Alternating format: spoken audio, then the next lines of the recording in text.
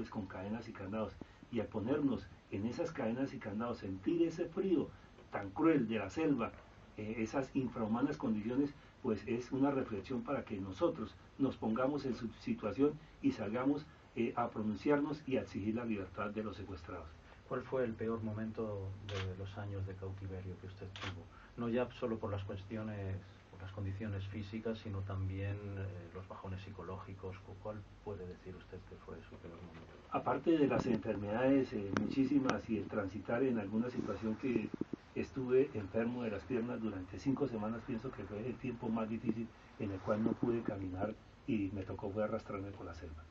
¿Tenía usted noticia, contacto con sus familiares? ¿Le permitían de alguna manera tener noticias suyas los secuestradores de las FARC?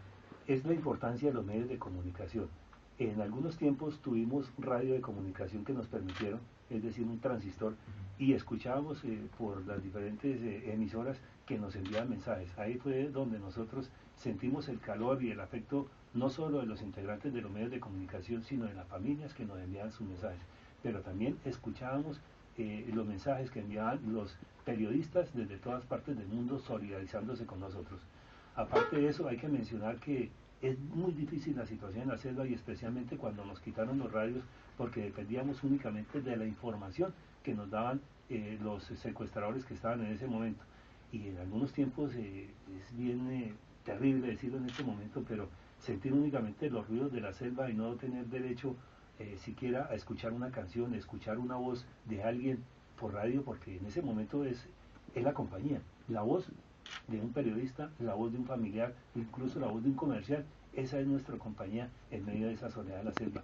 Y en esos momentos que fueron tan difíciles por no tener esa comunicación, hoy que ya estoy aquí en la libertad y que puedo estar escuchando música, escuchar cantidad de cosas, pues aspiro que ojalá los secuestrados en este momento tengan un radio y escuchen nuestra voz, no solo mía, sino de ustedes, los periodistas, de los ciudadanos que muy amablemente están participando de toda esta actividad y las voces del mundo entero en ese pronunciamiento exigiendo la libertad a ellos y por ese derecho a la vida. Se está hablando por parte del gobierno colombiano, ayer estuvo por aquí también el señor vicepresidente, sobre la posibilidad, o sea, la voluntad para establecer un diálogo con las FARC. ¿Qué es lo que piensa usted acerca de este diálogo? Si sería imprescindible también una solución política, una salida internacional, quiero decir, con intervención de terceras partes, ¿cómo piensa usted? El policía y el soldado, y en este momento los que están secuestrados en la selva, pienso que oran precisamente por la paz, porque el policía y el soldado es el directamente afectado por la guerra, es quien le pone el pecho a las balas, es quien está afrontando todas las situaciones de orden público, por lo tanto él clama por la paz, y en este momento todos los pasos que se puedan dar a nivel nacional e internacional por la paz, pues bienvenidos, pero en este momento exigimos es la liberación de esas personas que están secuestradas por ese derecho a la vida, por eso derecho a la libertad, por ese derecho a regresar donde están los seres queridos, incluso lo diría por ese derecho al agua, el derecho a la luz del sol, el derecho a tener un radio, el derecho a escuchar música, y son tantos los derechos que se le están vulnerando que por eso es nuestro clamor. Y ya para concluir en esa parte que me pregunta, ojalá se establezcan los mecanismos apropiados por los dirigentes tanto del país y seguramente con el concurso de muchas entidades a nivel internacional para que se den los pasos necesarios para lograr un acercamiento y ojalá una negociación que conduzca a la paz. Uno de los jueces españoles más importantes, el señor Baltasar Garzón, ha dicho en Colombia que un ejemplo, un camino a seguir podría ser el que ha llevado a cabo la organización terrorista ETA aquí en España, pero claro, en el caso de Colombia, las FARC, eso pasaría también por el abandono de las armas antes. O sea, primero, digamos, la liberación de los presos, pero también el abandono de las armas. Eso podría ser complicado de aceptar por parte de las FARC. En primer lugar, la liberación de los secuestrados. En segundo lugar, claro, se tienen que establecer los mecanismos, qué sé yo, una posible negociación para que haya un cese al fuego, para que dejen de cometer los actos criminales en contra de la población civil, en contra de la fuerza pública. Por ejemplo, la utilización de las minas quiebrapatas, que dejen, por ejemplo, el negocio del narcotráfico. Eso es muy importante para que se den acercamientos y yo creo que es indispensable la dejación de las armas porque las personas con armas como las que tienen muchos de sus integrantes, en el caso de explosivos, bazucas, morteros, armas no convencionales que ocasionan mucho daño, pues es importante que las dejen para que el pueblo colombiano, ya en un proceso de paz, pues sienta que no va a ocurrir nuevamente un hecho terrorista en el cual ellos van a ser afectados, y especialmente la población civil. Hoy nos ha dicho la señora mediadora Pilar Córdoba que, claro, deberíamos tener en el caso de Colombia lo que está ocurriendo con el fenómeno de las FARC, quizá una tregua bilateral a dos partes. Sería, ¿cómo ve usted esta cuestión? Siempre el gobierno nacional les ha invitado a que dejen en libertad a los secuestrados, les ha invitado para que dejen las acciones terroristas. Y ya el gobierno adoptará los mecanismos necesarios, los caminos, qué sé yo, lugares adecuados como ocurrió en el pasado.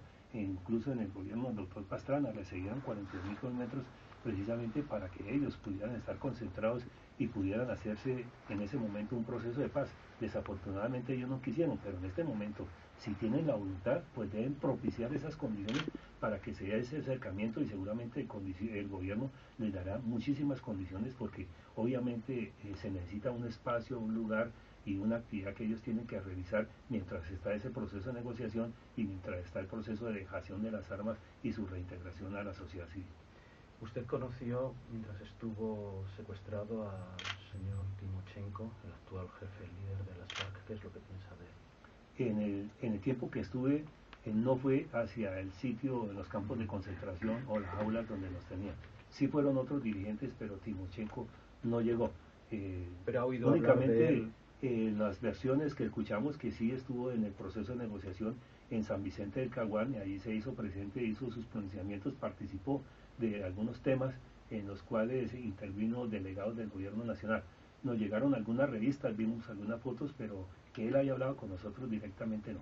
Le pregunto por la posibilidad de que quizá, a pesar de lo que ha sucedido, a pesar del asesinato de estos 4 militares y policías, quizá con Timochenko pudiera advertirse algún atisbo de un rayo de luz para una salida al conflicto.